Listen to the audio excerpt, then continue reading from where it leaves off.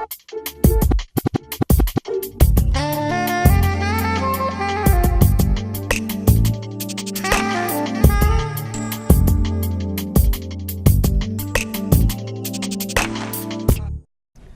viewers, once again, thank you so very much for tuning into the Sanjubaba show. Really appreciate that a lot. I have been slacking a little bit, couple of weeks. I could not make it because of family commitments that I had. But anyway, I really appreciate your responses on my programs, and I am seeing a lot of variation on that, and I appreciate that. Thank you so much. Keep sending me all those informations and your questions and concerns, and I'll try and keep up with you. As always promised, I do have a fantastic personality this afternoon with me. It is tough to get people like them in the studios because they themselves are very busy running around town and reporting and picking up the best of the best in the city and the state and the county and finding out what's going on and passing it on to you guys. So today I am very fortunate to have with me reporter for Channel 8, Kaitlin Loukides. That's a fun personality, and we will hear from her today what it takes to be a journalist and why one should pick journalism as their career choice. Thank you, Kaitlin, for being in our studios today. Thank you so much for having me, Sanju. Such a pleasure, such a pleasure. So Kaitlin, all the way from California to Missouri to Washington, D.C. to Pocatello, Idaho. Down to Pocatello, what a Idaho. journey. So tell us a little bit about from California to Pocatello. Well, it started out in my family. Being a journalist, you're kind of the black sheep of the family, and at least in my family. And so I decided to take my own journey out to mid-Missouri, where there was the journalism school out there that I desired to go to. So then from there, I took an internship in Washington, D.C. with Al Jazeera English, and then from there, got a job here in Pocatello. So you were involved with Al Jazeera for a little while? Yeah, I would say about 9 months I was in. How was that experience? It was phenomenal, absolutely phenomenal. Tell us something about it. It's really, I was actually with two programs. The first one is the program called Fault Lines, which is a documentary series. And then there's the second program I was with was called The Stream. And The Stream is basically a talk show just like this, and they interview people from all over the world about issues that are currently happening while integrating social media into journalism, which was absolutely eye-opening about the power of social media and how that gets journalism, how regular citizens can be journalists all over the world, and how that really impacts the way we view certain issues. So that was absolutely phenomenal. So why did you switch? Why Pocatello? Why didn't you continue with them? Well, first, to be quite honest, it was an internship, and for a while Al Jazeera was having trouble keeping their own staff members on. So there was no way they were going to start hiring interns. So then from there I decided to take a job doing local news, and surprisingly it has been even more eye-opening in a different sense. So Pocatello, I was hired, first of all I was hired in a bunch of different markets all over the U.S., but for some reason, something inside of me told me, go to Pocatello. Because Sanju was there. Because Sanju was there. So I said, that's the place I'm going. So why was this a black sheep in the family when you chose journalism? Why? Well, in my family, you're either a doctor, lawyer, or dentist, and they wanted me to be a dentist so bad. And quite honestly, I cannot seem to put my hand in someone's mouth. No matter how much you pay me, I cannot do that. And but even that's the thing too. You do not get into the field of journalism for the money.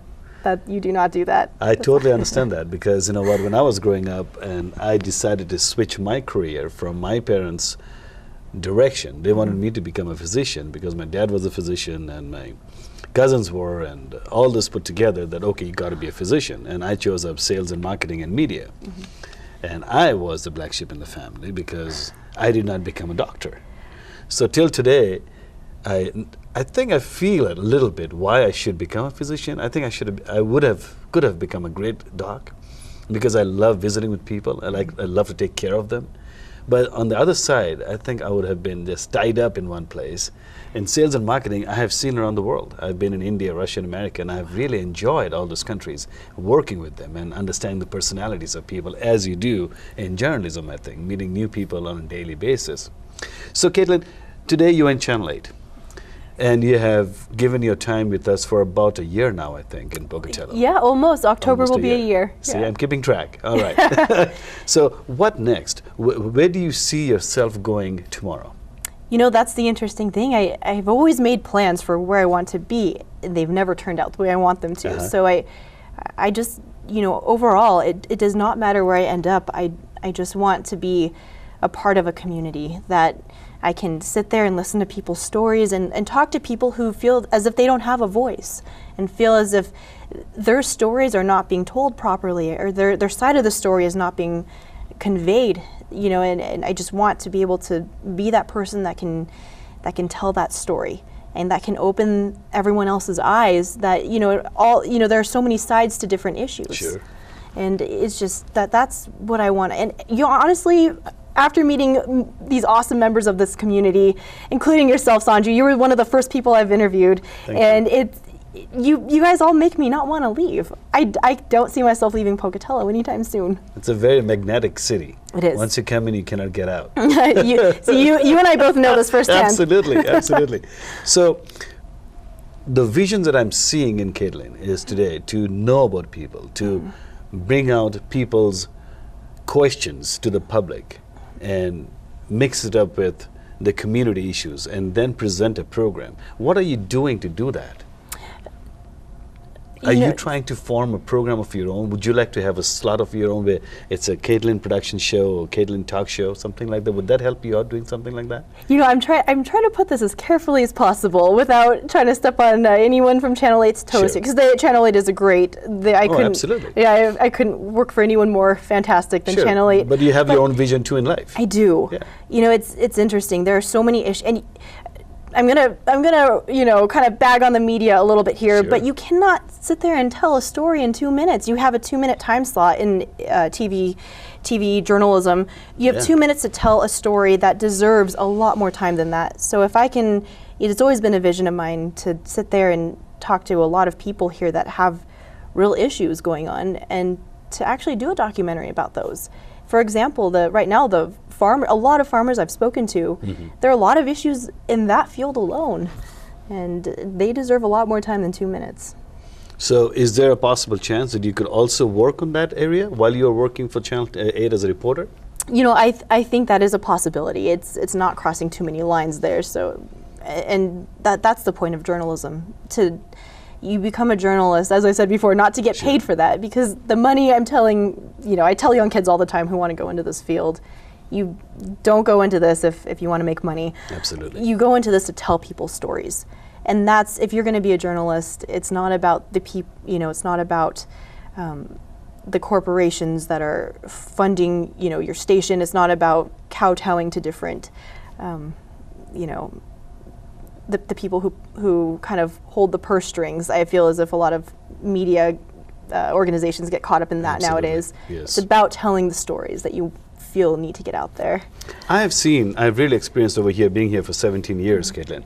I've seen a lot of fresh faces come in, joining Channel 6 as well as Channel 8. And they're here with us for about max a year and a half, and they slowly fade away and they're gone. So when they go, or if Kaitlin does leave us, what is her next vision? Is national channel at all an interest for you, or small cities are your only interest? That's a great question. I really have juggled that possibility quite often.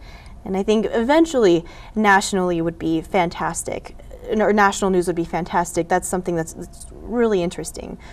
At the same time, if I can get to international news, there are so many, I mean, that right there would be what I live for, because you then are able to express, you're able to cross those fault lines, you know, certain boundaries that people in America cannot fathom, certain cultures and habits and ways of life that other people in other countries live, you know, or the way that they live. And I feel that's really important to sort of convey that message to the people that live here who have not gotten out to see that firsthand. So you've seen those programs coming up. Nowadays, a lot of people, a lot of our associates have started this new program. They have their own slots. So either it's a food channel, or it's documentaries on cities and states of different country, focusing on one particular area, maybe on birds or mountains or something of the other, and interviewing those people and go to that site and do that and have their own slats. Would that interest Kaitlin at all? That would definitely be interesting, or it would be a huge interest of mine to pursue that. Are you more into environmental stuff, or are you more into personal, understanding the disaster of a city and then talking to a person and finding out what is their next step from here? That's a great question, and honestly, I feel as if it interplays with each other all the time. Because there are so many different angles to their stories, and I feel as if to talk to people during a certain disaster and see how they're handling it, how that has impacted their lives, and their next step. Wouldn't that be interesting? It would, because most likely they're not the only ones facing that. Yeah. So that's a great question, though. Look at Mexico, what happened with the flood disaster. Oh, yeah. Oh my gosh. Now what is the next plan B?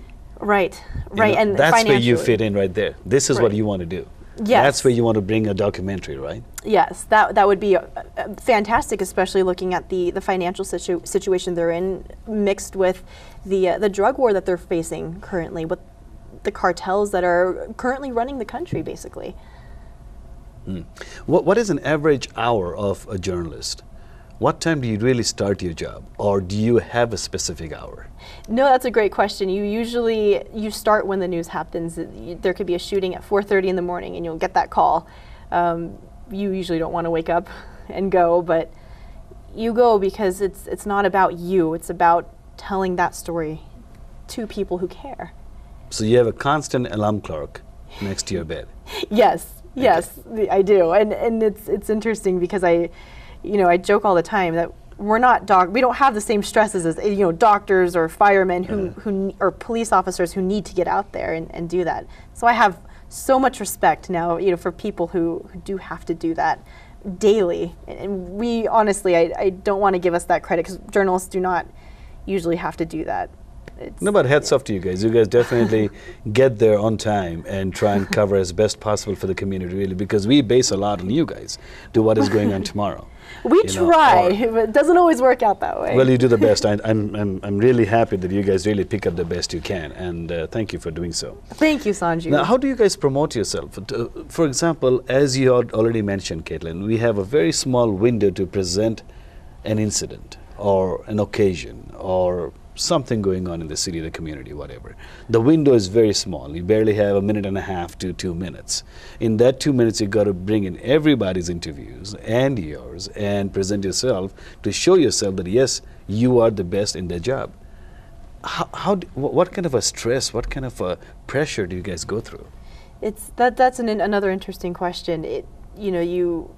There are certain ethical lines you absolutely cannot cross, and you're faced with that constantly. For example, suicides. That's something that we, as a TV station, Channel 8 will not cover.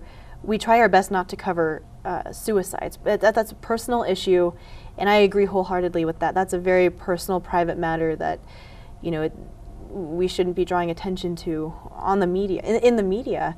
And I don't know about other stations, but I've known other stations who really want to get that story out there, and they want to live the motto, if it bleeds, it leads. Sure. That's not always the case. There are certain ethical lines you just can't cross, and that's a pressure that we face a lot too. And even calling sources. You've gotten these calls plenty of times. Yeah, do you have 2 minutes in the next hour for an interview? And sometimes you just can't get those people to just stop what they're doing. Sure. And that's understandable. So that's another pressure that we face. So does that really disturb you, when you have this much time and you have to cover this story and you have not shared everything what you really wanted to share with the community, what you have covered? Because that coverage takes about half an hour, 45 minutes to an hour, maybe, or more. But when you come in, you're shrinking it down to about 2 minutes. How frustrating is that? Extremely frustrating. It's something that, especially because you get I don't think people realize that journalists typically get extremely and emotionally wrapped up in the stories that they cover every day. I mean, a good journalist will be emotionally involved with that story. Absolutely. You will find that attachment to the people you interview, and so that's why it's important now for journalists to find, you know, a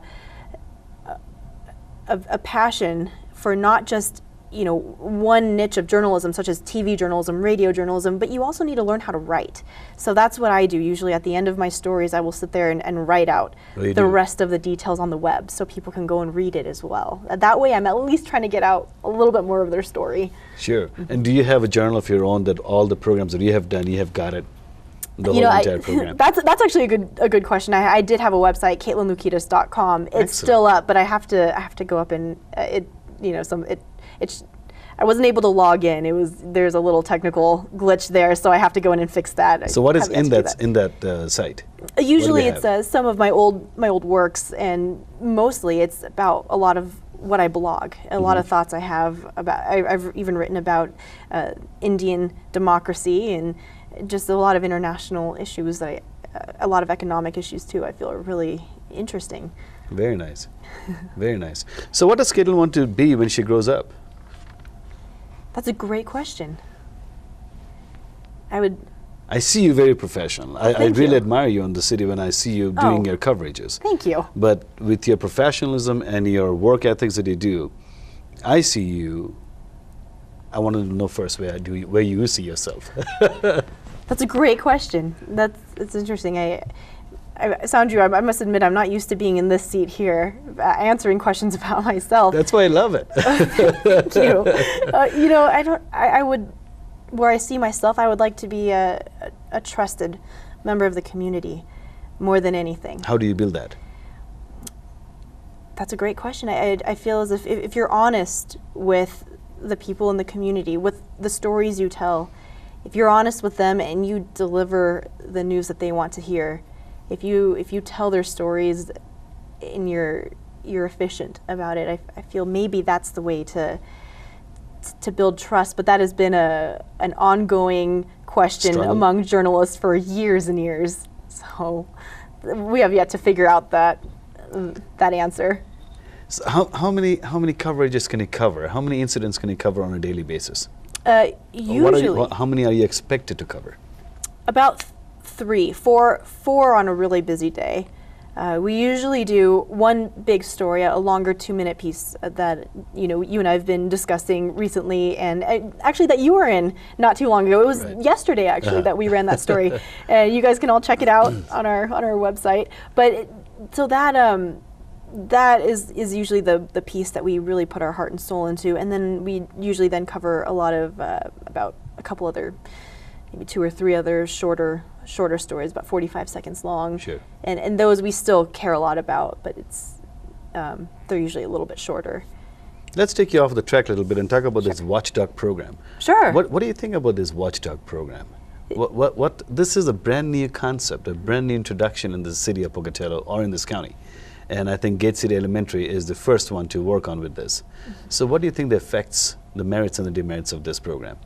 Well, first of all, I'd like to just give a lot of props to you. I don't think there's anything in the community you don't get involved with, Sanju. I show up to the Watchdog program and I see you sitting there with your daughter.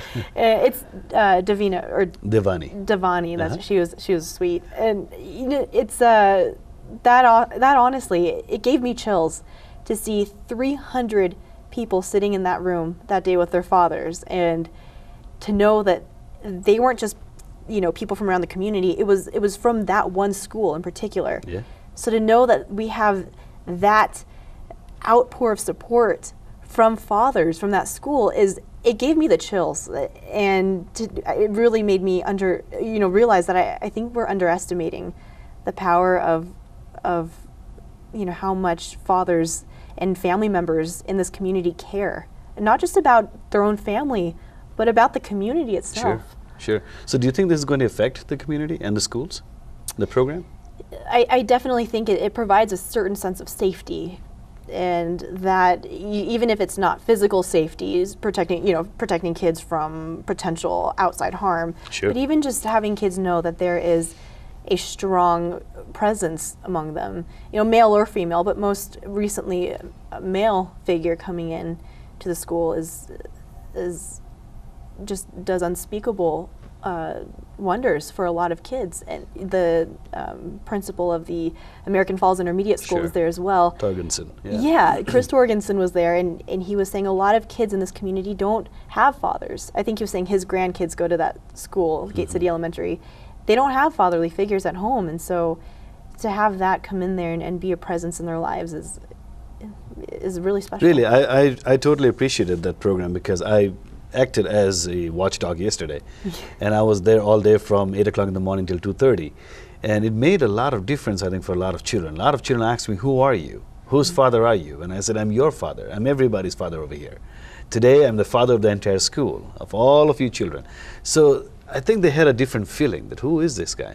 But they understood. I think the word is going out slowly. They haven't understood yet, yesterday being the first day, but eventually I think it'll be a huge impact for the society and the community, because I think this is important, that a third person who nobody knows is walking around the school and keeping an eye in the entire school. I think that's a huge, huge benefit for the entire community. And what's going on nowadays in the country, it's sad. It's sad what's going on. And directing towards children, and people are trying to do things which are not right for the children, and that's not right. And that's where I really come 100%. The children are very, very important for me.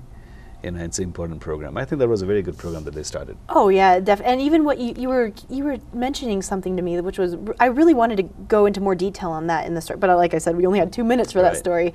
But you were saying that coming from another country, you wanted to. It was a symbiotic learning experience for both you.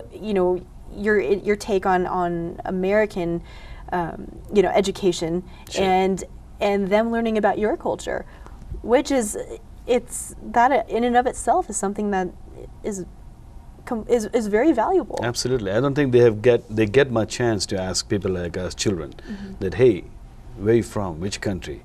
How is your country? They're simple questions which I and you could never think about, and which comes out of their mouth, and you think, wow, they asked me that question, and then you answer that question. How nice and how fun is it when they take home something that they have learned more than what they are learning in their classroom? Did you get any interesting questions? Just it's always there. For me, they always ask me, hey, where's your accent from? Where are you from? And then you're from India? Where is India at? Little kids, they're in first grade and second grade, and it's fun to show them and teach them. And then they've got this little question about my deal over here in the neck. Hey, what is this? I was actually going to ask you about that. So these are some things that they see on us. What is this? Why do you wear this? And not very many people, adult Americans, would ask you these questions. And it is nice to see the curiosity that our children have got. And that's where I think if we pour the right thing in the head in the right time, you never know who you're changing and when you're changing them. And that's the best part of the children, I think. They're a sponge. They soak it in. And they might not show you right there. 5 years down the road, they'll say, oh, you know what? That lady told me that day this, and I still remember this. That's a really good point. So I think it happened with me, and that's why I think I shared that with as many children as I can. So something they can take home. But anyway, Kaitlin, we're going off track. But over here, my question towards your job again, I think you guys carry a lot of stress, because you are going to an event and you have recorded the event. Now you've come back to the studios and the event is not there. Something happened. Everything got erased. What do you do in that situation?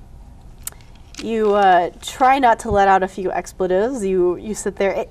That's happened to me a few times, or it's happened to me once actually, and I sat back and started laughing, and it was just it's an incredulous and an unfortunate event that you just don't want to happen, but every journalist will experience that at one point, and you just have to make that dreaded call to your producer, say, I'm sorry, this is what happened, and you cry a little, and your coworkers sit there and they comfort you, and that's all you can do. So important events like that, if things happen, and that event just happened and never could happen again in the history of America. Tell me the situation then. What goes through your mind is, not just that you're not getting that story out. It's not just about the job at that point. It's about... No, there's a community waiting to watch, to see what's going on. You feel and as it's not there. Exactly. You feel as if you didn't just let down your bosses, you let down the entire community. Studios. You did. You let down the people who needed to tell that story. You let down the people who wanted to hear that story. You feel like a failure. At that moment, you did fail. And you failed a lot of people. You don't want that to happen. So what do we do to recover that? The reason I'm asking this question is because there are a lot of budding students who wants to become a journalist tomorrow like you. And I want them to understand from Kaitlin that how simple this job is, at the same time how important and how difficult and how responsible the job carries a lot of responsibilities, right? So that's why I'm asking this question. Why? So what do we do when these things happen in the studios? You know, honestly, at one point when the only time it happened to me was when I first started, and you learn from that. That's the best thing you can do. You have to learn from that. And if you don't learn from that, good luck to you. You have a little bit of reevaluating to do on your habits there, but overall you learn from that. And at one point when I first started, and that did happen to me, I actually called the company, the editing software company, and had them kind of try to help me recover it. That was a little extreme. Wow. But other than that, then you call everyone back and you say, you know, depending on the situation, say, I'm so sorry, this is what happened. Do you have 2 more minutes for me to run out and interview you again? Or you try to make it work. But most importantly, you have to communicate with your producers that this is what happened, and that, you know, you'll need to work with them to try to make this right.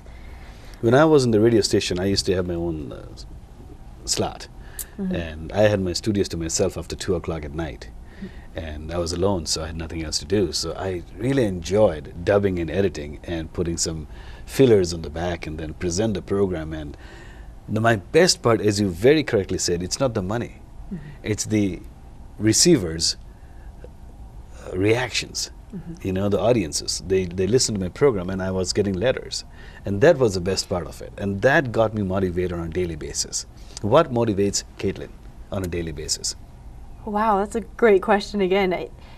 Like I said, it is about telling people stories. You know, the other day I did a story on going to college, the importance of saving for college, and the Treasury Department the state's Treasury Department came to, they were traveling around the state going to different elementary schools, and they came to a school here in Pocatello, it was Jefferson Elementary, and they're giving away a $500 check, and I was panning my camera around, and I just so happened to catch the one boy in the audience who was closing his eyes and crossing his fingers, and he was going, please, please, please, and I thought, that's adorable, and sure enough, they called his name.